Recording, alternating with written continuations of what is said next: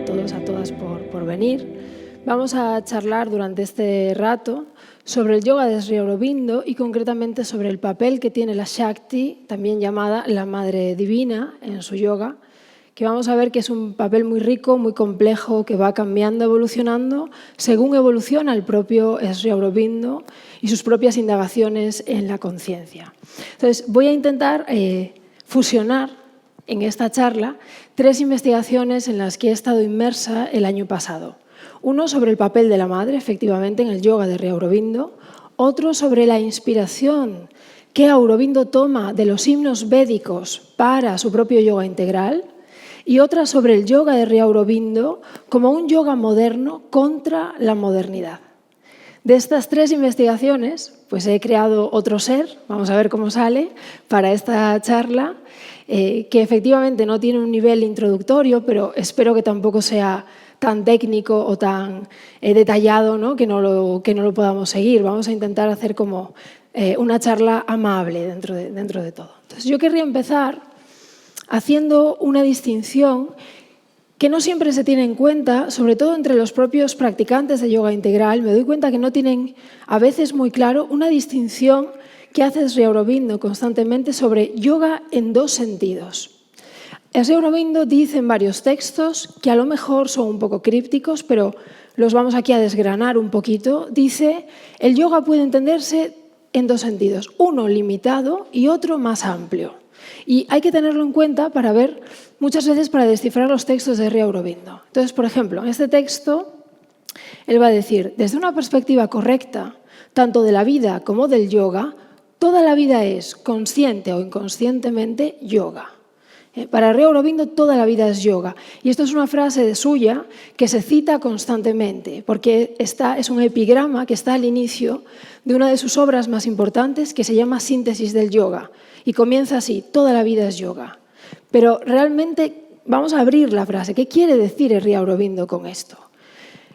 Está hablándonos de 2 sentidos y empieza con el sentido limitado. Y dice, fijaos, por el término yoga normalmente entendemos un esfuerzo metódico, es decir, un método, normalmente nosotros, ahora en el siglo XXI, una práctica psicofísica, que es un esfuerzo que puede implicar posturas, puede implicar respiración, puede implicar meditación, devoción, visualización, una práctica psicofísica. Esto es yoga en sentido estrecho, en sentido limitado.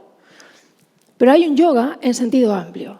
Dice, pero más allá de esto, toda la vida es un vasto yoga de la naturaleza que intenta, en lo consciente y en lo subconsciente, realizar su perfección en una expresión cada vez mayor de sus potencialidades aún no realizadas y unirse a su propia realidad divina.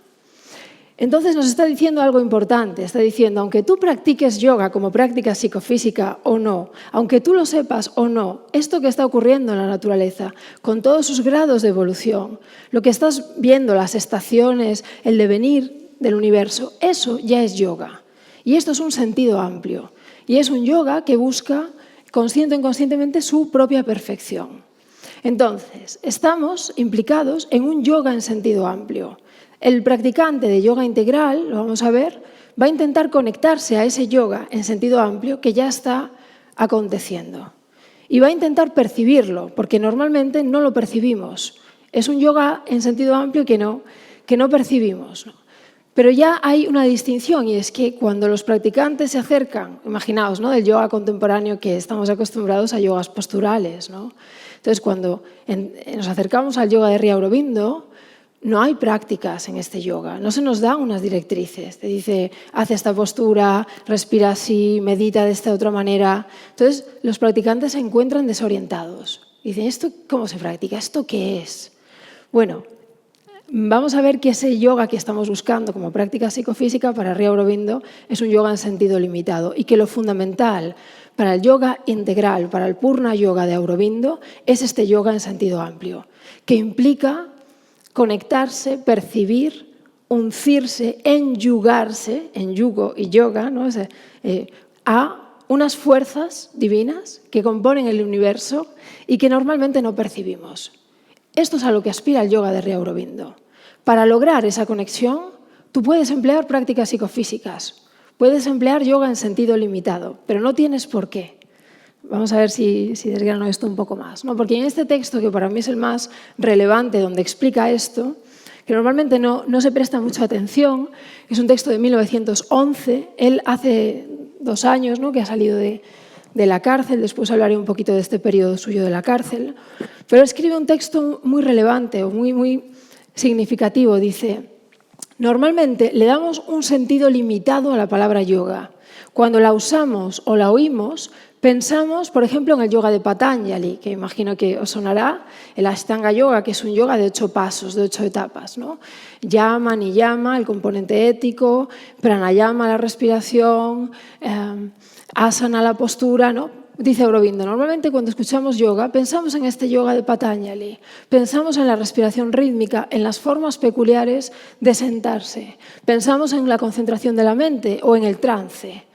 Pero estos solo son detalles de sistemas particulares, de prácticas psicofísicas muy limitadas, pero los sistemas no son el yoga en sí mismo. El yoga de Patanjali o los yogas después tántricas, o pensemos en los yogas posturales hoy, el yoga de Shivananda, el yoga Iyengar, son sistemas particulares, pero no son el yoga en sentido amplio, ¿no? Va a decir Aurobindo, porque el yoga en sentido amplio puede practicarse sin pensar en la respiración, en cualquier postura o sin ninguna postura, sin insistir en la concentración, en estado de plena vigilia, mientras se camina, mientras se trabaja, mientras se come, mientras se bebe, se habla con otras personas, en cualquier ocupación, mientras se duerme, mientras se sueña. Incluso se puede practicar en estados de inconsciencia, en estados de semiconsciencia o de doble conciencia. El yoga no es un remedio milagroso y no es un sistema o una práctica fija, cerrada. Es un hecho eterno, un proceso evolutivo, para Sri Aurobindo, un proceso evolutivo basado en la naturaleza misma del universo.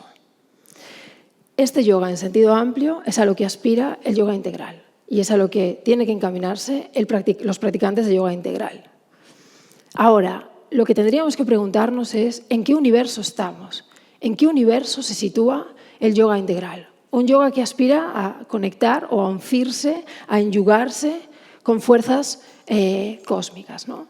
Pues estamos en un universo habitado por fuerzas divinas, que es un universo védico. Un universo donde el yoga implica que tú puedes conectarte, hacer descender al mismo tiempo que parte de ti un impulso de ascenso. Y así se produce un yugo, una conexión con fuerzas divinas que normalmente en nuestra vida diaria no sentimos, no percibimos. Entonces, el yoga integral va a preparar a la persona, tanto en el cuerpo como en el impulso nervioso, en la esfera emocional, como en la mente, para ser un recipiente que pueda percibir esas fuerzas y enyugarse a ellas. El verbo enyugar lo voy a usar bastante, ¿no? Y nos debe llevar al yoga en el sentido más visceral, de yugo, de conexión. Entonces, ¿cómo se prepare ese recipiente? El cuerpo, la esfera emocional, el sistema nervioso y la mente, pues van a dar algunas directrices, tanto Mirra Alfasa, la madre, como Sri Aurobindo, pero son directrices muy sencillas, es decir, a veces no son muy elaboradas. Esto quiere decir que hay muchos métodos para preparar, ¿no? Pero que lo fundamental es este yugo, como decía, con fuerzas divinas. Entonces, el yoga de Sri Aurobindo o el yoga integral no es un yoga para practicar, por ejemplo, en un universo materialista.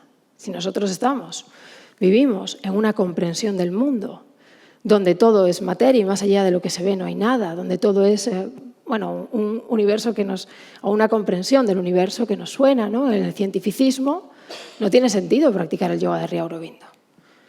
Y esto son los 2 primeros, capítulo 2, capítulo 3 de la vida divina. Él ya nos lo está diciendo. La negación materialista. Él habla de cómo el materialismo va a negar, ¿no?, todo lo que está más allá de lo que se pueda verificar. En este universo, donde impera un cierto tipo de racionalidad, no tiene sentido que tú aspires a enyugarte a poderes que descienden, ¿no?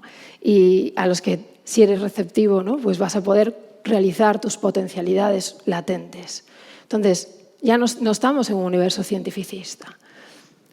Este universo, para Sri Aurobindo, este universo materialista, implicaba una de las 5 edades. Sri Aurobindo habló de 5 ciclos, de 5 edades evolutivas. Y la tercera era la edad de la razón, la edad individualista, que para Sri Aurobindo tenía un sentido, porque la edad del individualismo, la edad de la racionalidad, del cientificismo, nos había liberado de la edad anterior, que era la edad donde las tradiciones y las supersticiones se habían vuelto tan rígidas y había tantos dogmas que el individuo no era libre.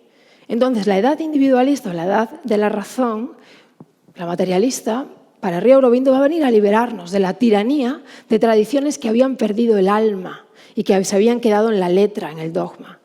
Pero claro, de esta edad de la razón tiene que dar paso a la siguiente, que para Sri Aurobindo es la nuestra, que es la edad subjetiva, donde estamos viendo que también un cierto tipo de racionalidad, un cierto tipo de comprensión, el materialismo y demás, tiene sus propios dogmas y tiene sus propias supersticiones. Entonces, estamos a punto de entrar, o Sri Aurobindo decía que estábamos comenzando la era subjetiva, donde íbamos a volver hacia adentro, íbamos a recuperar todo lo que el individualismo, ¿no?, nos había impedido pues percibir, toda esa parte que no se puede ver ni tocar, pero que está, que es nuestro anhelo interior.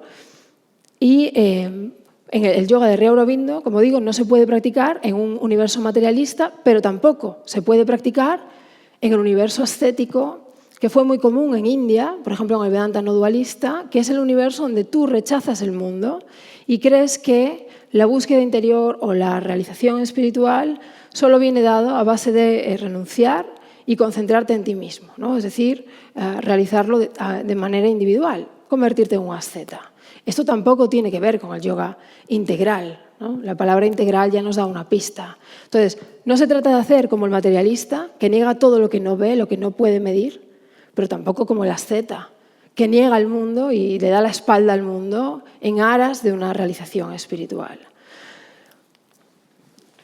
Entre otras cosas, porque cuando Sri Aurobindo, por ejemplo, nos habla del yoga, ¿no?, de cómo comprende el yoga, va a decir, el yoga es entrar en relación con Dios, que es lo mismo que he estado diciendo, enyugarse a unas fuerzas divinas, ser un recipiente para poder acoger fuerzas divinas. Entonces, entrar en relación con Dios es el yoga. Dice, puede que no lo conozcamos como Dios, puede que pues, en lugar de Dios digamos naturaleza, que digamos ser superior, el infinito.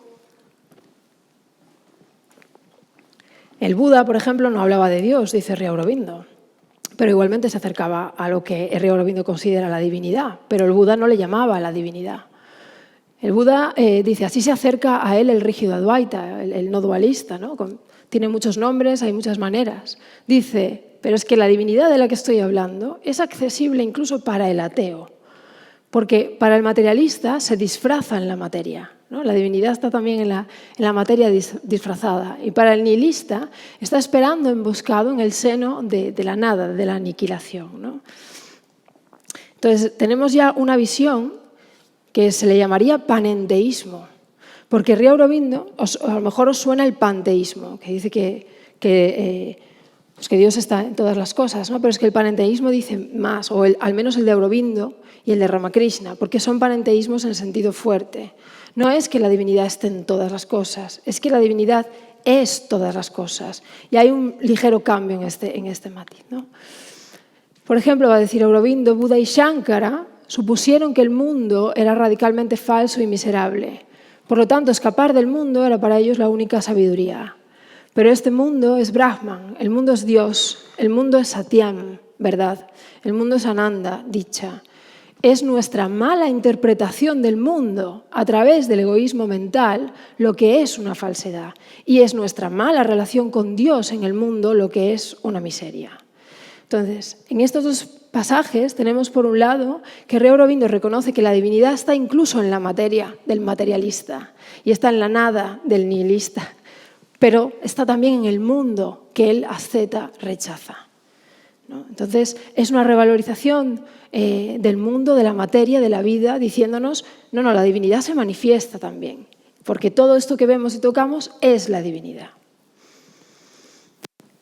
Para Sri Aurobindo lo divino sobre todo va a incluir 3 planos, aunque sus esquemas cosmológicos, vamos a entrar un poquito, son algo complejos, pero hay 3 planos siempre presentes. El número 3 es importante.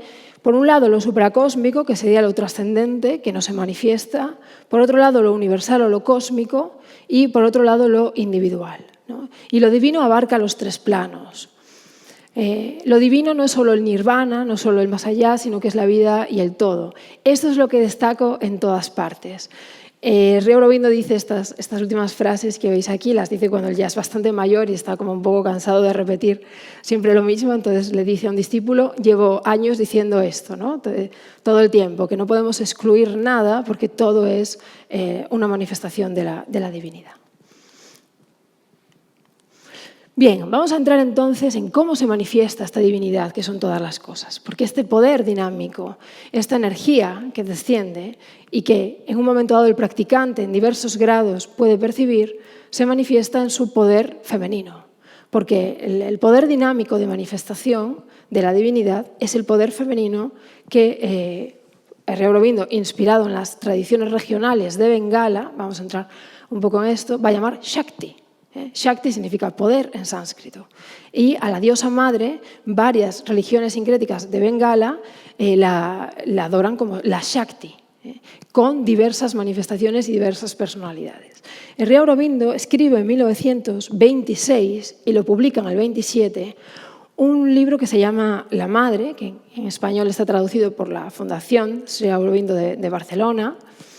Y normalmente, como este yoga, os decía antes, que los practicantes cuando se encuentran con el yoga integral están desorientados porque no saben cómo se practica, no saben cómo empezar a navegarlo, pues normalmente a los practicantes se les da este librito, que es breve, que se llama La Madre, y que es un libro precioso, bastante sencillo en su lectura y muy vivo, es decir, que remueve, para cómo Sri Aurobindo suele escribir, porque toda su escritura está viva, es palabra viva, pero alguna es muy compleja para el intelecto o demanda que uno esté dispuesto a entrar en un estado mientras lee, y no siempre podemos. Pero este librito de la Madre es muy idóneo y es muy acertado a nivel didáctico darlo al comienzo. Y aquí él ya va a presentar un yoga cuya práctica fundamental es la apertura y la entrega a la Shakti, a la Madre. Y va a explicar las diversas manifestaciones, cómo el practicante puede encontrarse o puede percibir a la Madre, los cuatro poderes, ¿no? y también la Shakti en sus tres planos. Pero fijaos, las últimas palabras de este libro terminan así, he traído el final. Solo el poder de la Madre y no ningún esfuerzo humano, ninguna tapasya, ninguna rutina ascética, puede romper la coraza, rasgar el velo, dar forma al recipiente, a la persona, y traer a este mundo de oscuridad, falsedad, muerte y sufrimiento la verdad, la luz, la vida divina y la dicha inmortal. Ningún esfuerzo humano, solo el poder de la Madre. Y nos presenta un yoga cuyo fundamento es que el sadhaka aprenda a perfeccionar la apertura, o sea, la disposición a abrirse, a enyugar esas fuerzas que se nos manifiestan como la Shakti, en diversos grados y con diversas personalidades. Pero esto ocurre en 1926. Sri Aurobindo tiene 53 años cuando escribe esto. Lo escribe en ese edificio que él vivía allí, en la Library House, en una habitación que se llamaba Siddhi. Siddhi significa poder, ¿no? La Siddhi Room. Ahí está él escribiendo a la Madre. Es el momento en el que escribe unas entradas de su diario yógico también, que vuelven a insistir todo el tiempo en la Shakti, nos dan diversos grados de manifestaciones de la Shakti. Él está en pleno proceso de retiro, de indagación, y está cartografiando todas las experiencias que está viviendo, les está intentando dar un cuerpo, y todo tiene que ver con su vivencia de distintas formas de Shakti. Pero como digo, esto ocurre en 1926. Antes no, es a partir de este momento, sobre todo, cuando el yoga integral pasa a tener como base práctica la apertura a la Shakti. ¿No? Es a partir de este texto que es la Madre. 1926 es un año importantísimo para el yoga integral, no es cualquier año. No solo Sri Aurobindo ya tiene 53 años y es no solo maduro a nivel de edad, sino espiritualmente, sino que es el momento donde él tiene una experiencia muy fuerte, que es el descenso de Krishna, que luego se le va a llamar la sobremente, O sea, él tiene ya ha ganado una experiencia que se ha encarnado en él y que se ha mantenido estable, y es el momento en el que decide retirarse. Él ya va a encerrarse, se va a mudar a Meditation House, a otra casa, y va a permanecer allí retirado. No va a volver a ver a sus discípulos, se va a aislar. Quien va a ser la cara visible del ashram, a quien por supuesto le cede la gestión del ashram, va a ser Mirra Alfasa, su compañera, que en ese momento, en 1926, Aurobindo pasa a ser Sri Aurobindo. Sri es un título de respeto, ¿no? de veneración. Y es a raíz de esta experiencia que os comento del descenso de la sobremente y del descenso de Krishna. Y Mirra Alfasa, a su vez, pasa a ser la madre en 1926.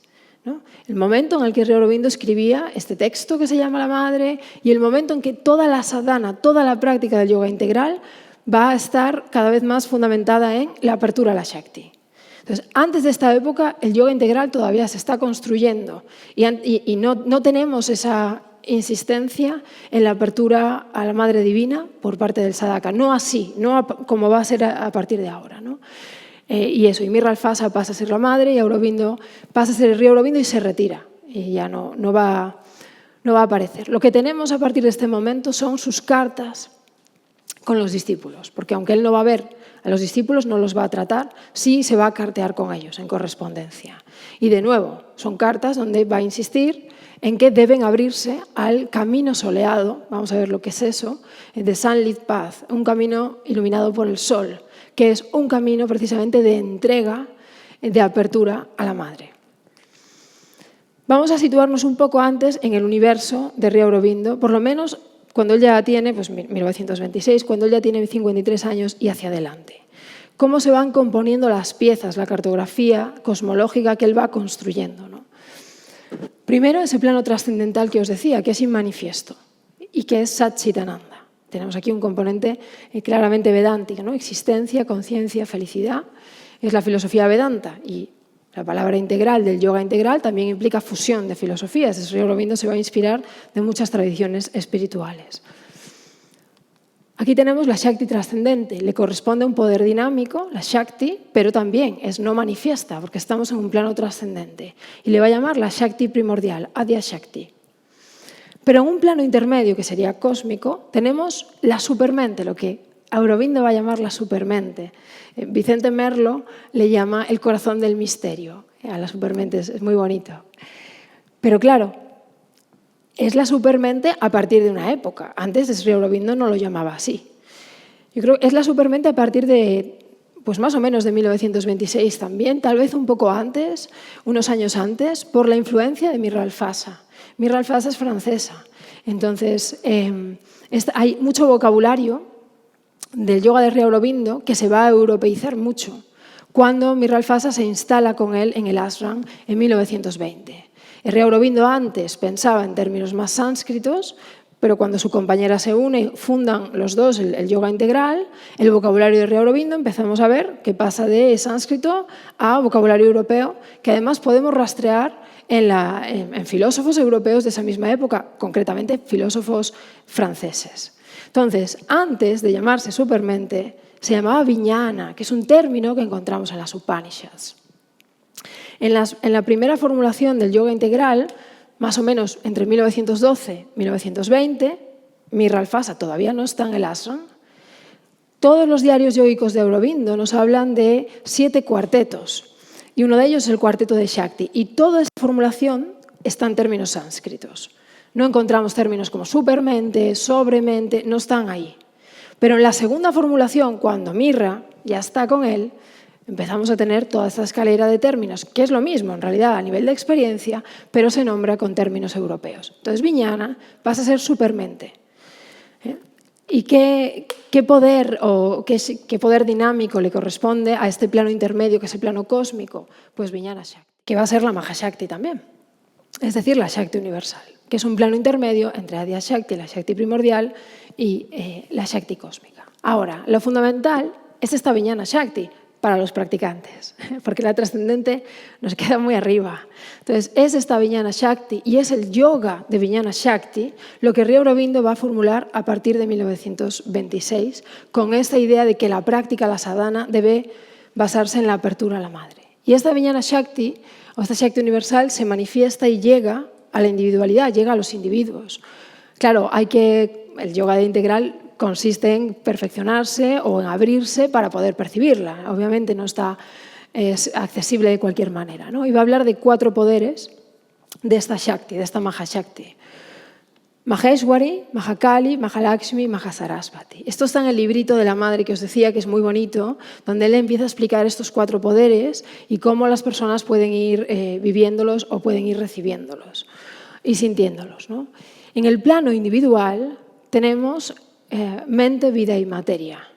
El Sri Aurobindo como hace 3 secciones de las personas, del practicante, y lo divide en el cuerpo físico, la esfera vital, la vida, que sería todo el sistema nervioso, sistema emocional, pero todo lo que implique también los impulsos sexuales. O sea, es un triple campo nervioso, todo el sistema vital, y después está la mente. Esta separación de cuerpo físico, cuerpo vital y cuerpo mental la toma Aurobindo de Gilbert Simondon, que es un filósofo francés, que seguramente le vendría por influencia de Mir Alfasa, y que es un filósofo, sí, que habló, él hablaba mucho de cosmología, de tecnología, no tanto relacionado con la espiritualidad, ¿no? Pero el Sri Aurobindo va a tomar esta triple distinción que le resulta útil para explicar, sobre todo a través de sus cartas a los discípulos y demás, explicar y diferenciar sobre qué 3 campos de nuestra personalidad debemos trabajar, ¿no? De nuestro recipiente. Y es muy curioso porque siempre digo, no me voy a detener aquí en esto, pero sí mencionarlo, siempre digo que uno de los puntos más fuertes del yoga integral de Sri Aurobindo es el énfasis que hace en el cuerpo vital. Porque el cuerpo vital, ese triple campo nervioso, es lo que la mayor parte de las religiones y caminos espirituales o ignoran o tratan muy por encima o simplemente reprimen o demonizan. Es decir, todo lo que tenga que ver con lo sexual, con lo emocional, no solo muchas veces no lo distinguen del cuerpo, de tal forma que reprimen al cuerpo para reprimir al vital. No distinguen bien las dos, el componente, digamos, de la sustancia orgánica de los instintos que emana de ella. El Sri Aurobindo los diferencia muy bien. Y en lugar de reprimirlo o de castigarlo o de ocultarlo debajo de la alfombra, parte de la sadhana, de la práctica del yoga integral, consiste en comprender el vital, en poder ver cómo funciona nuestro vital, qué deseos lo activan, qué comportamientos lo excitan o lo llevan por un sentido que luego pues no es el que a nosotros nos gustaría seguir, y cómo de forma cariñosa, de forma siempre amable, de forma yógica, poder llevar esos instintos que para Sri Aurobindo es fundamental. Dice, sin vital no hay yoga. El vital tiene que ser tu aliado, el vital es la voluntad. Y lo mismo que te puede llevar a ciertos lados o a ciertos... el vital es un componente, por ejemplo, de la adicción, de todas, pero eso es la sombra del vital. Pero el vital iluminado es el que precisamente te permite llevar a cabo la sadhana de yoga integral, te permite perseverar, es la voluntad iluminada, ¿no? Entonces, uno de los aciertos del yoga integral son todos los tratados de Sri Aurobindo que tenemos y de la madre, de Mir Alfasa, en conversación con los discípulos, de cómo observar al vital, cómo llevarlo hacia ciertas direcciones y cómo comportarnos con él, cómo poder percibirlo, ¿no? Los signos, por ejemplo, de que el vital está siendo, digamos, iluminado, de que está llegando a una paz en el vital, ¿no? Por ejemplo, la alegría. Eso es un signo constante en el yoga integral, ¿no? Cuando uno está en un momento de adversidad o incluso uno ha cometido un error y lo ve y el primer instinto, no mental, sino que sale sin que uno lo piense y uno lo ve, es de alegría, de decir, vale, no pasa nada, seguimos. Eso, por ejemplo, la madre lo repite en cientos de conversaciones, es un signo de un vital muy especial, un vital que ya tiene una cierta luz, una cierta calma. Insisto, no es una idea mental, no es la idea de conjurarse a uno mismo y decir, aunque esto me parte el alma, voy a hacer como si... No, sino ir observándose a uno mismo y observando el vital. Yo creo que es uno de los puntos fuertes, como digo, de la práctica del yoga integral, porque está ausente no solo en la mayoría de los yogas, sino en muchas tradiciones religiosas, ¿no? De hecho, Sri Aurobindo va a decir, muchos de los escándalos sexuales e inmorales de cualquier tipo de las religiones vienen por esta falta de atención al vital. Vienen por haberlo reprimido, por haber querido llegar a realizaciones espirituales con muy buena intención, pensando que uno puede saltar por encima del vital, ¿no? Uno no puede. Y no puede domesticarse con recetas éticas. El vital no escucha las recetas éticas de la mente, lo que se debe hacer, lo que no se debe hacer, ¿no? Al vital hay que transformarlo vitalmente, con su propia materia, no con la mente, ¿no? Entonces, bueno, los 4 poderes que el individuo, tanto en su cuerpo físico como en su vital, como en su mente, puede recibir, o el yoga integral quiere preparar al individuo para que los reciba, son importantes, y Aurobindo le da estos nombres que son personalidades de diosas, ¿no? En la tradición, en el hinduismo, vaya. Le va a llamar Maheshwari, que es... sobre todo es la más distante tal vez de las 4, ¿no? Porque se caracteriza por la sabiduría, ¿no? Es la vastedad, es la calma, es una sabiduría que nos permite tomar distancia. Es también el poder del silencio. Entonces, como digo, es una de las manifestaciones de la Shakti más especiales para Sri Aurobindo. Después estaría Mahakali, que es la Shakti en su emanación de fuerza. Mahakali es el poder de la voluntad, es la acción guerrera, enérgica, no es la Shakti de la lucidez, de la visión, como lo es Maheshwari, ¿no? Mahakali es la de la acción, una acción rápida, determinante, que claro, tiene mucho que ver con la diosa Kali, ¿no? Él va a dar estos nombres, si os suena la diosa Kali, pues la diosa feroz, es la asesina de los miedos, de las sombras, ¿no? La diosa de la muerte en muchos sentidos.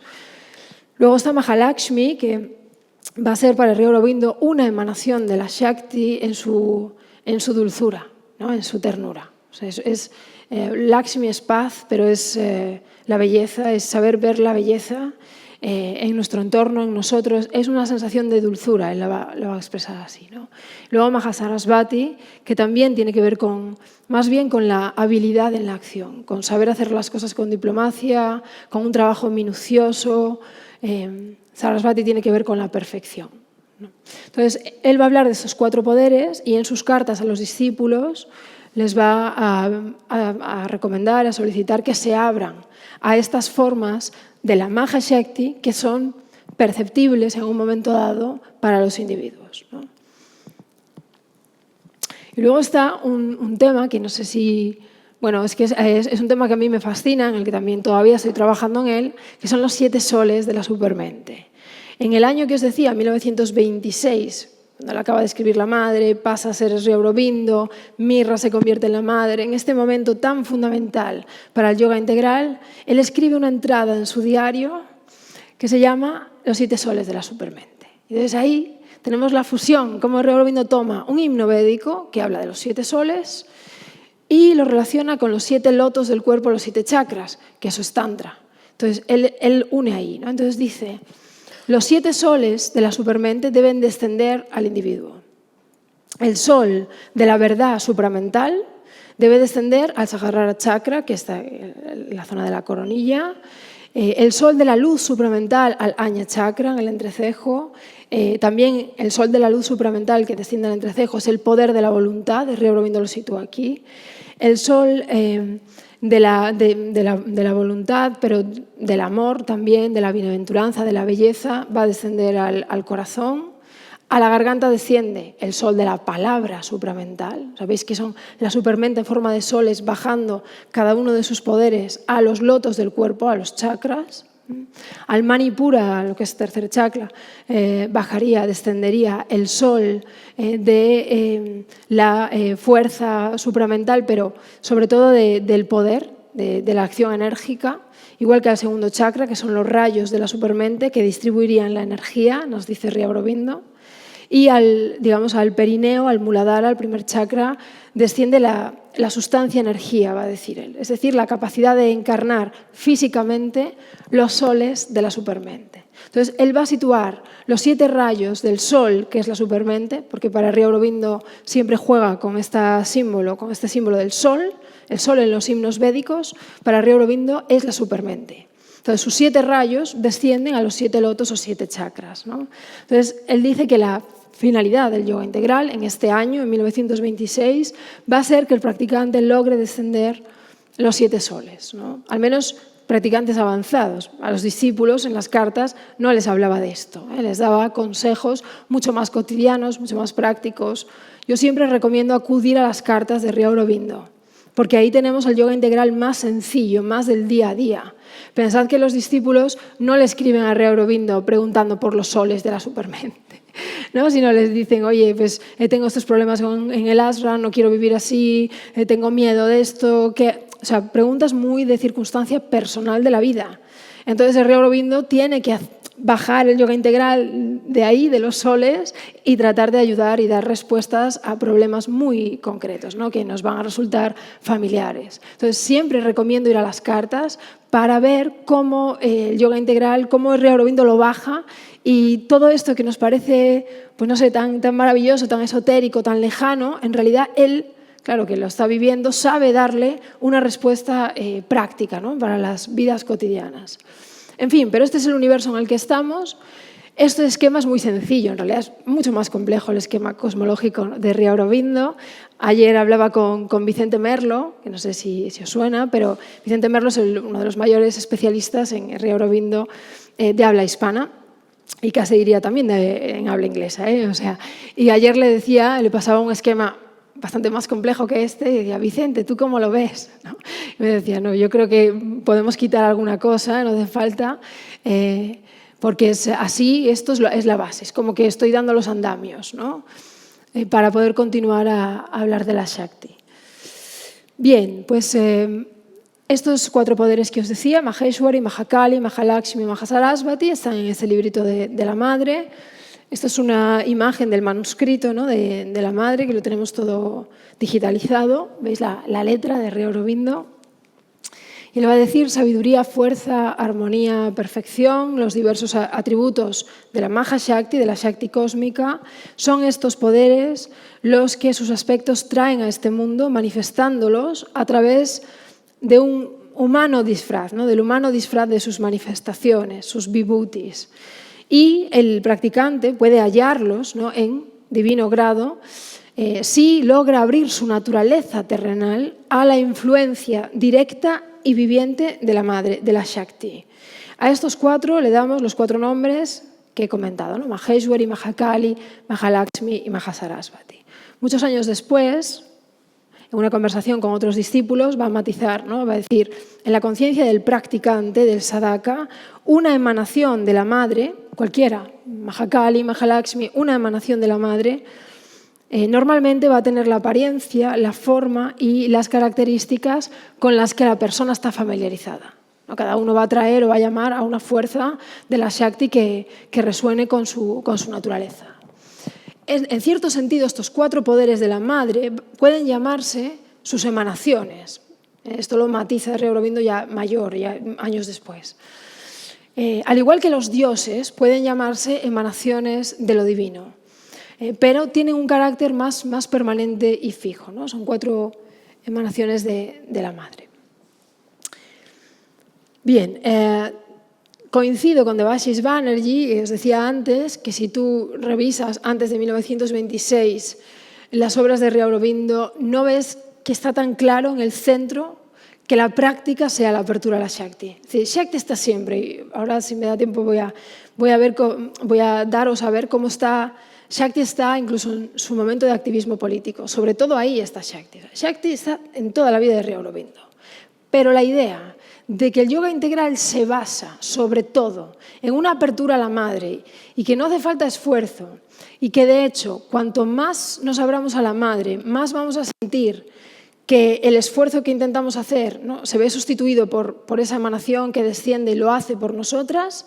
Eso ocurre a partir de 1926. Este es un giro en la práctica del yoga integral. Y esto también lo dice Banerjee, ¿no? Dice, aparte de la presencia física de Mirra Alfasa, de la madre, ¿no? Que está como núcleo central del yoga en el ashram, este giro parece un reconocimiento del poder, gracia, dinámico de la Shakti supramental, de la Vijnana Shakti, que os contaba, que va a descender de la supermente preparando la naturaleza del practicante y construyendo las transiciones necesarias que conducen a la realización y transformación supramental a nivel individual y colectivo, ¿no? Entonces, ya pasamos al yoga de la Vijnana Shakti, diríamos, a partir de esta época, ¿no? Pensad que también, ya mayor, Sri Aurobindo le preguntan, bueno, ¿a qué te refieres con Shakti, ¿no? Y como creo que la persona que le hace esta pregunta es occidental. Entonces, él va a decir, bueno, la palabra griega es dynamis, que es la palabra que viene de dinámica, de dinamizar, ¿no? Entonces, él va a decir, el equivalente sánscrito es Shakti. Es un poder, pero un poder enérgico para una acción enérgica. Eso es Shakti, ¿no? Entonces, la Shakti de la divinidad o de lo divino es la manifestación dinámica de esa divinidad. Entonces, lo equivale al término griego dynamis, ¿no? Bien, a partir, como os decía, de 1926, en las cartas, no solo en el texto de la madre, sino en las cartas a los discípulos, ya todo el yoga va a intentar preparar a los practicantes para abrirse, cada uno según su circunstancia, su naturaleza, para ser buenos recipientes, digamos, recipientes adecuados para percibir los poderes de la madre, ¿no? Os traigo algunos ejemplos de cómo se lo dice a los discípulos. Dice, en este yoga el principio fundamental es abrirse a la influencia divina. Está ahí por encima de ti y una vez que seas consciente de eso, pues tienes que invitarla a entrar en ti. Esta es una carta a un discípulo, también de esta misma época, a partir de 1926. En este yoga, de nuevo, le repite a otro discípulo, en este yoga todo depende de si uno puede abrirse a la influencia o no. Vuelvo al principio cuando os decía, hay dos sentidos del término yoga. Un sentido limitado, que es yoga en sentido de práctica psicofísica, y un yoga en sentido amplio, que es la capacidad de abrirte a la influencia, es decir, de enyugar a un universo que está habitado por fuerzas divinas, que se manifiestan como Shakti, con el poder dinámico. Entonces, en este yoga todo depende de si tú eres capaz de abrirte a esta influencia. Ahora, no se da por hecho en ningún momento que uno llega y está ya preparado para abrirse. El yoga integral tiene como cometido ayudar a las personas para preparar esta apertura, ¿no?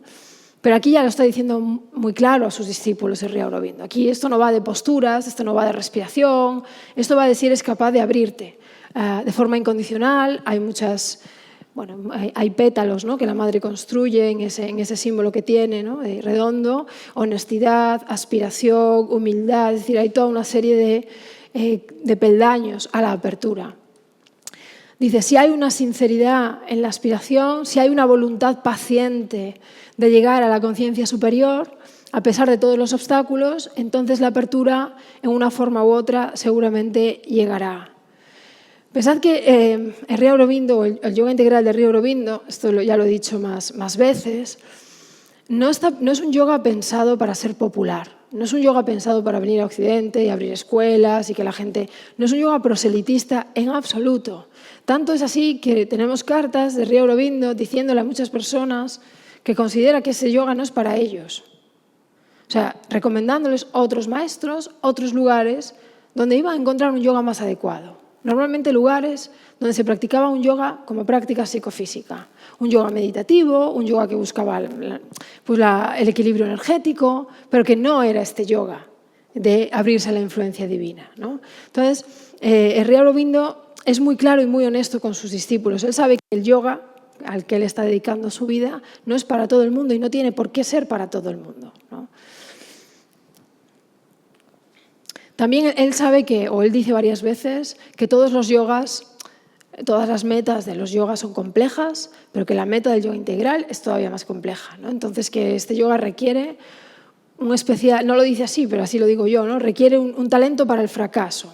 Él lo dice un poco de otra manera, dice requiere la voluntad de fracasar, ¿no? Pues sí, requiere tener talento para perseverar, para fracasar, porque se está buscando una transformación de la naturaleza física, vital y mental, y lo que va a hacer esa naturaleza en un primer momento es resistirse, es decir, oponer resistencia.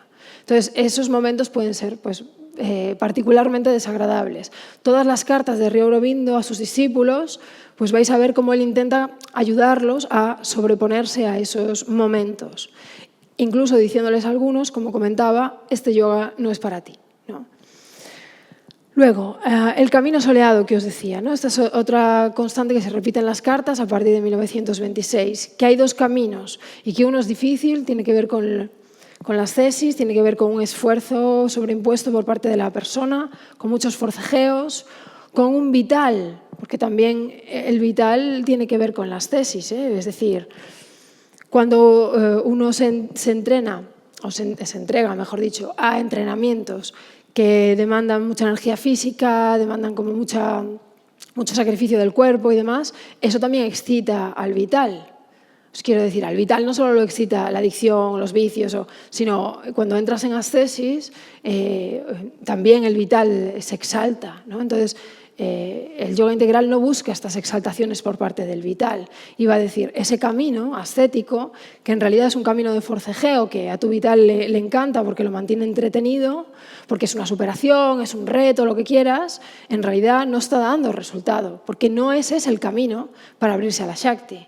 El camino para abrirse a la Shakti es el camino soleado, que a tu vital le va a gustar mucho menos, ¿no? Porque requiere paciencia, requiere apertura, dulzura, no es un camino del exceso o del extremo. Entonces dice, el propio Ramakrishna, Sri Aurobindo se basó mucho en Ramakrishna, ¿no? Ramakrishna es un místico bengalí, nace en 1836, fallece en el 1886. Sri Aurobindo no llega a conocerlo físicamente, pero todo el yoga integral está inspirado en la mística de Ramakrishna, que se le llama Vijnana Vedanta, al Vedanta de Ramakrishna, porque es un Vedanta plural, no sectario, abierto a la realización de la divinidad o a la comprensión de la divinidad en todas sus manifestaciones. Como Madre Divina a través del Tantra, pero también Ramakrishna vivió a Dios a través del cristianismo, a través del Islam, a través de la renuncia vedántica no dualista, ¿no? Que dicen que no hay una divinidad personal, sino que todo es el absoluto. Ramakrishna probó todos los caminos y se abrió a todas las vías. Y esto inspira el yoga integral. Para Sri Aurobindo, digamos, la persona, el avatar de su época había sido Ramakrishna, por esta apertura, ¿no? Por esta pluralidad. Entonces él va a decir, Ramakrishna empezó esforzándose, empezó forcejeando y también obtuvo su resultado, pero a costa de una perturbación peligrosa, a costa de perturbar su cuerpo vital, su elemento vital. Después, cuando quería obtener un resultado, tomaba el camino tranquilo, que va a ser el camino soleado, que es el camino del alma, el camino anímico, le va a llamar a Sri Aurobindo, ¿no? Y lo conseguía con facilidad y en un tiempo mínimo. Y le dice a su discípulo, adopta la actitud anímica, sigue el camino recto iluminado por el sol, con lo divino sosteniéndote, ya sea abierta o secretamente, ¿no? Si te sostiene en secreto, pues a su debido tiempo se manifestará. Pero no insistas en el viaje que es arduo, que está lleno de obstáculos, que es tortuoso, que es difícil, ¿no? Estos son los dos caminos. Y el camino soleado implica la apertura a la Shakti y no es un camino que impone el esfuerzo personal todo el tiempo. Bueno, solo brevemente deciros, os comentaba antes, que la Shakti está presente en Sri Aurobindo en toda su vida. Y que el mismo Sri Aurobindo nos lo recuerda, ¿no? Este poema, que lo escribe en 1939, él ya tiene pues 60 y muchos años, lo escribe recordando una experiencia que tuvo en 1906.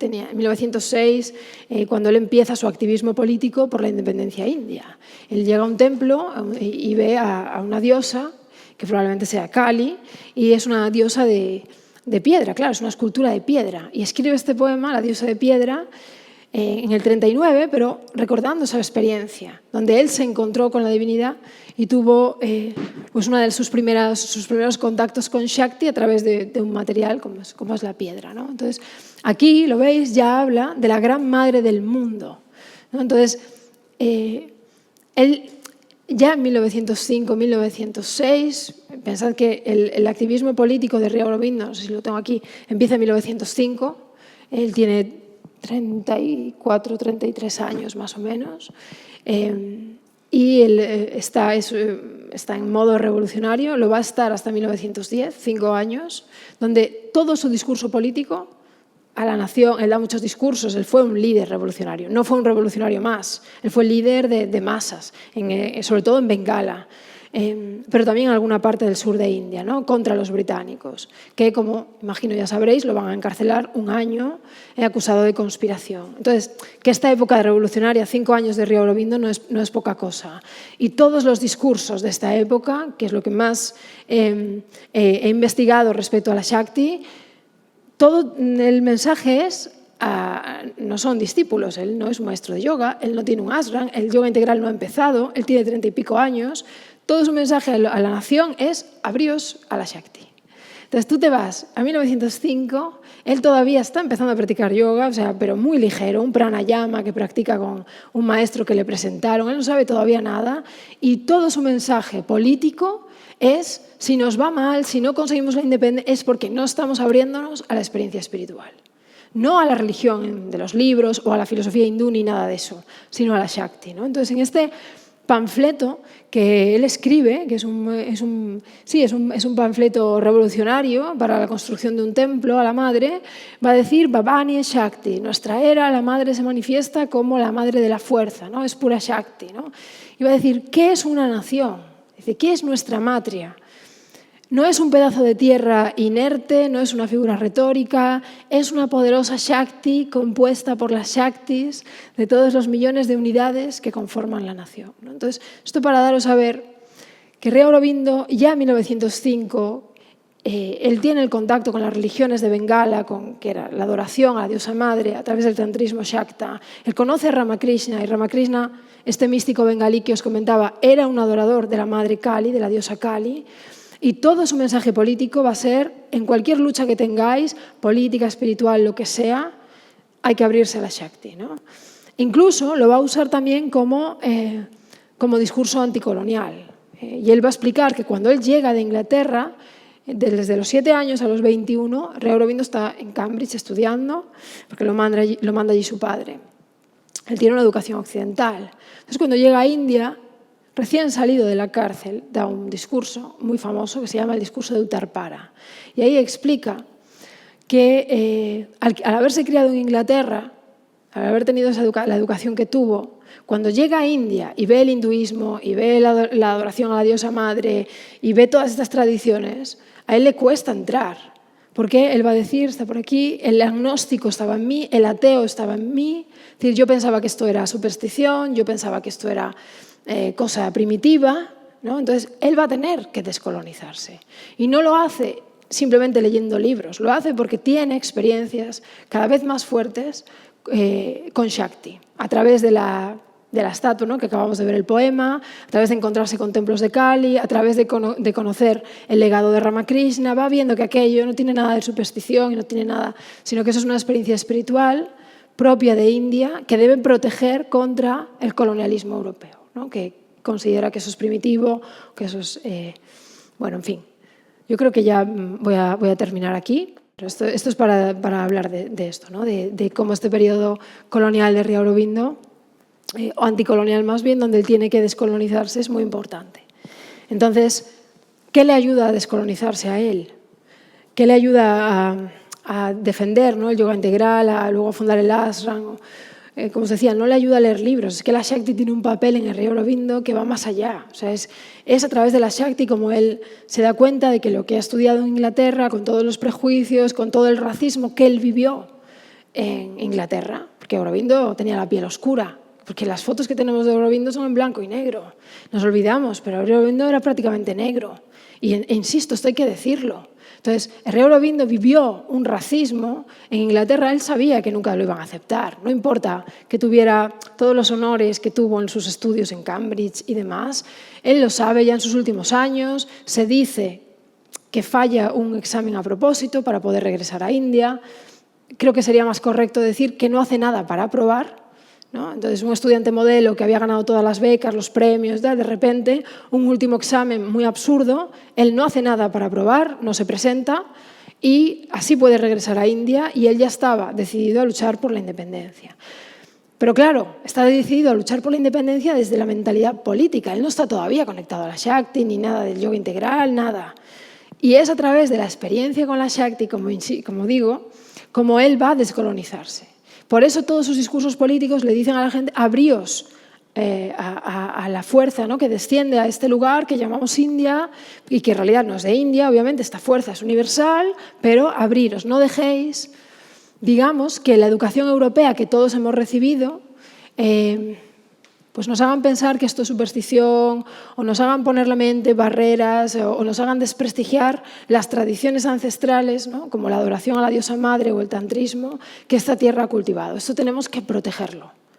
Este va a ser el mensaje de Sri Aurobindo y le viene por propia experiencia, ¿no? También, y con esto sí que ya termino, la defensa del conocimiento intuitivo por encima del conocimiento racional. Esto es importantísimo, porque como viene de esta educación donde ha sido todo tan racional, tan especulativo, él se da cuenta de que esto es puro colonialismo. Esto es una condición ontológica de la modernidad contra la que Aurobindo va a luchar. Va a decir, bueno, el conocimiento racional te lleva a ciertos lugares y está muy bien, pero hay que saber usarlo. Hay otro conocimiento, que es el conocimiento por identidad, que es el que defienden la tradición india desde las Upanishads, que tiene que ver con el conocimiento espiritual, para el que no sirven los métodos de conocimiento racional, que tenemos que reivindicar. Por eso toda la vida divina de Sri Aurobindo, esa obra fundamental que escribe, La vida divina, es una defensa del conocimiento intuitivo. Porque si no, ¿cómo vamos a percibir a Shakti?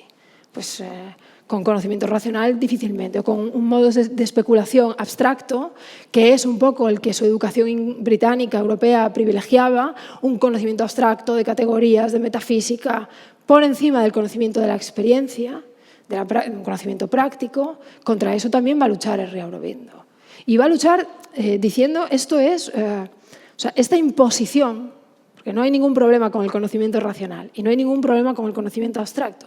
El problema está en cómo se usan, el problema está en cómo se imponen como conocimientos superiores. Porque hay muchas culturas, muchas filosofías, muchas espiritualidades que no privilegian estos conocimientos, privilegian un conocimiento situado, corporizado, de experiencia de primera persona. Y esto es lo que Sri Aurobindo va a reivindicar, ¿no? Desde luego, para abrirse a la Shakti, para este yoga, ¿no?, de descenso y demás, necesitamos refinar, purificar el conocimiento intuitivo y aprender a escuchar y a conocer nuestra propia experiencia. Un conocimiento práctico, no un conocimiento abstracto. Pues con esto sí que ya termino. Gracias.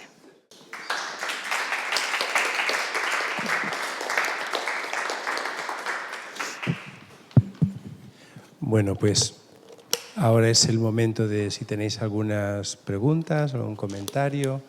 Yo tenía una pregunta. Sí. Antes has hablado de los pétalos que se ven en el símbolo, ¿no? Sí. Y has mencionado 2 o 3, pero exactamente ¿qué es? O si me los puedes explicar. Sí, es un símbolo que diseñó la madre con 12 pétalos y dentro de esos 12 están 4, que serían los 4 poderes de los que hemos hablado, Mahalakshmi, Mahakali, Maheshwari, ¿no? Son los 4 lotos. Y lo rodean 12 pétalos que son peldaños de aspiración, que se supone que son cualidades que uno va incorporando a medida que se abre a la perfección que busca el yoga integral, ¿no? Y pues es que son 12, son muchos, pero son humildad, sinceridad, honestidad, ¿no?, y aspiración.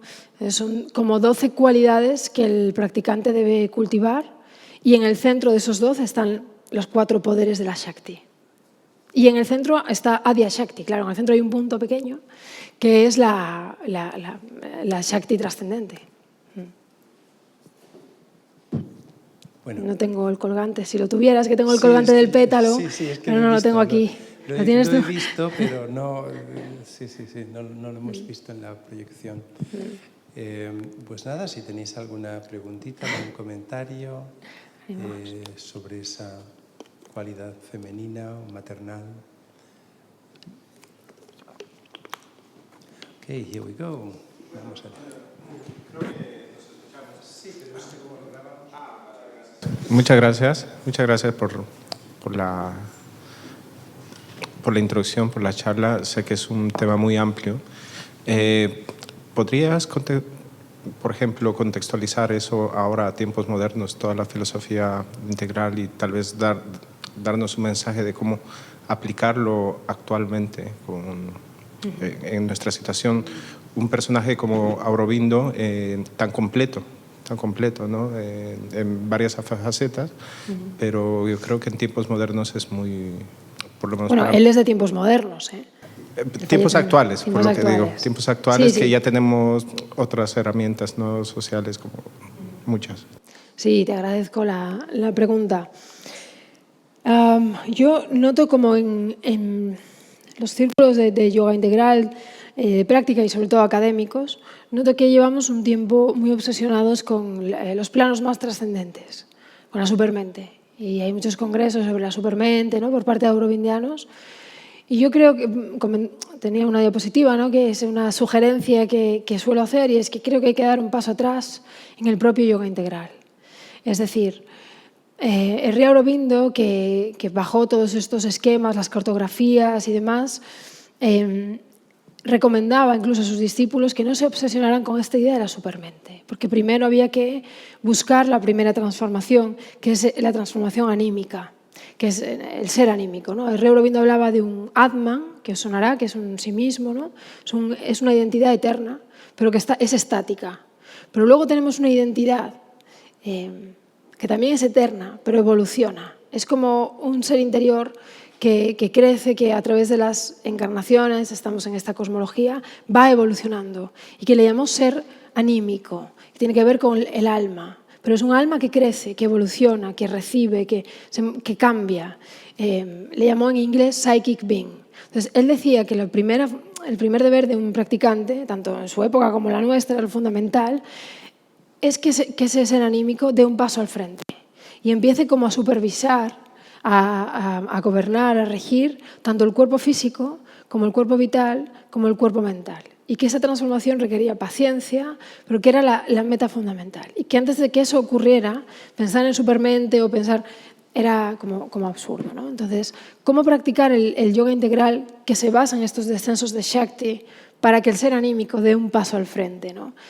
Este es el tema que Sri Aurobindo lo dice en sus cartas. O sea, no hay un método cerrado. Es decir, no hay un método, no puede haberlo. El yoga integral no puede tener un método fijo. Eso no significa que no haya que hacer nada. Eso no tiene nada que ver con la indulgencia de cruzarte de brazos, ¿no?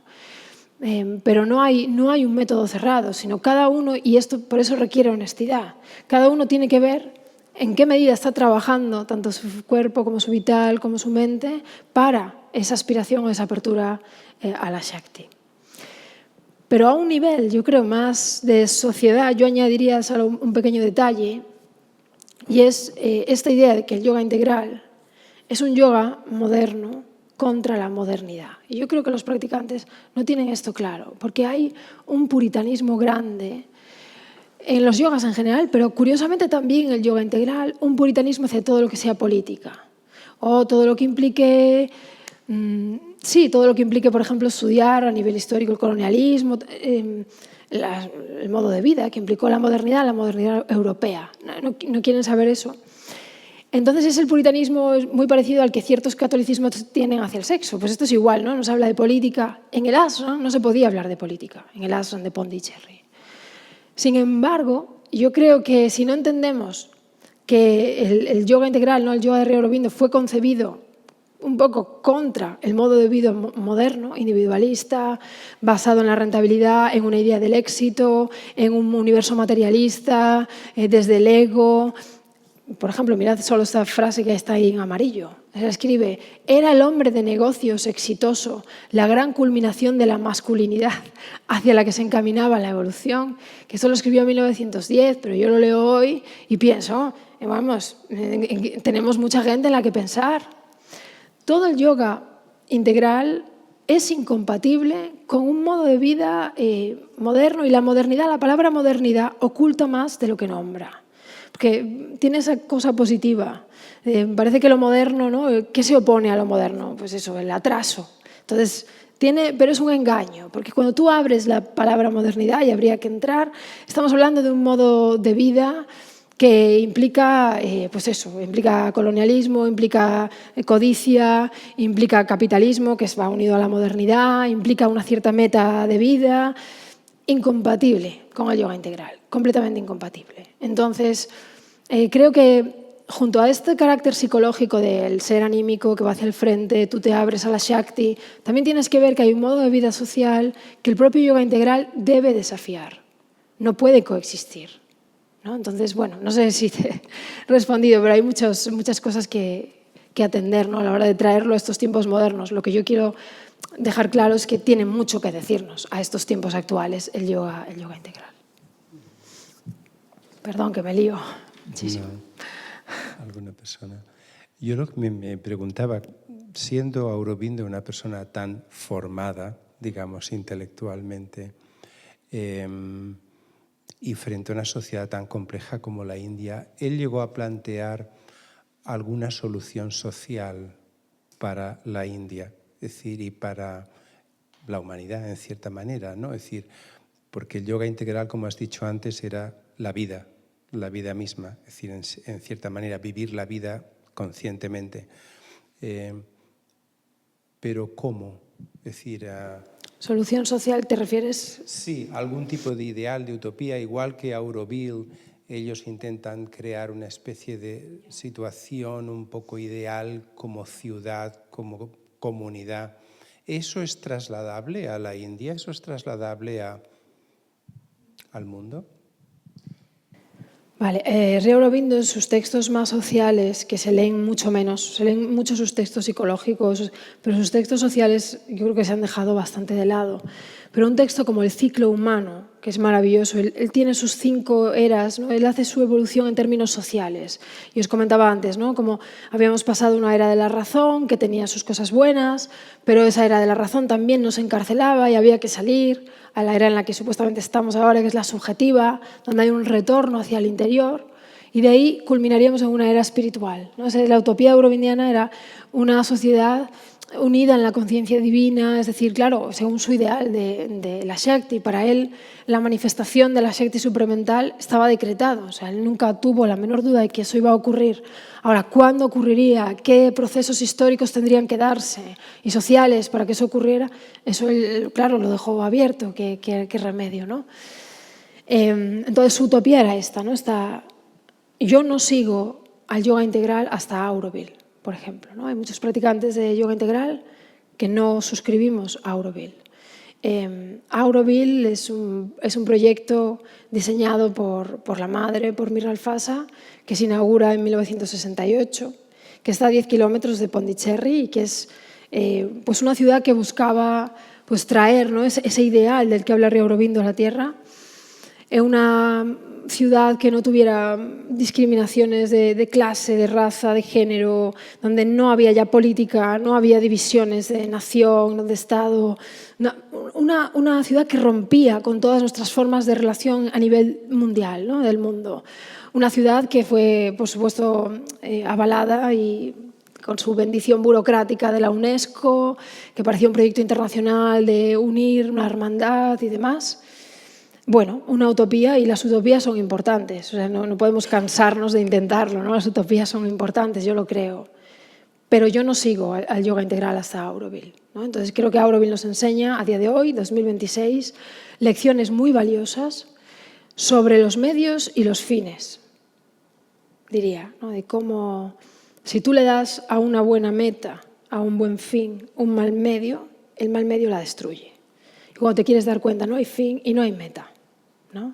Entonces, los medios son muy importantes, el cómo materializas las utopías, el qué tienes en cuenta, las ideologías, los lugares donde lo haces, cómo, quién te ayuda a llevarlas a cabo, porque eso puede destruir la finalidad. Entonces, yo creo que, o yo no siento que sea necesario suscribir a Auroville para entrar en el yoga integral, ¿no?